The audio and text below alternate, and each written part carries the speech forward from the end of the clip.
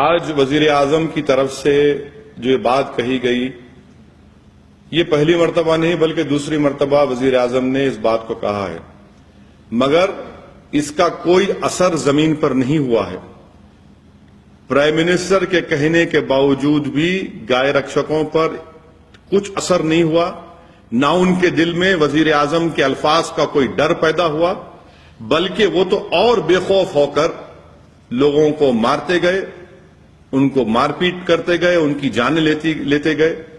تو prime minister صرف زبانی الفاظ استعمال کرنے سے کوئی تبدیلی نہیں آنے والی ہے۔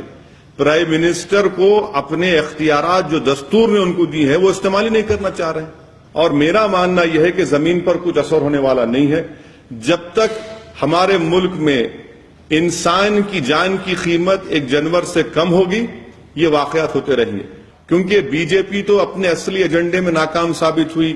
2 کروڑ نوکریاں فراہم کرنے کا وعدہ کیا تھا، وہ اس میں ناکام ثابت ہوئے۔ کشمیر میں ان کی حکومت ہے، وہاں پر نارمل سی نہیں۔ بارڈر پر سیز فائر پہ وائلیشن ہوتا ہے، اس پر کوئی نہیں ہے۔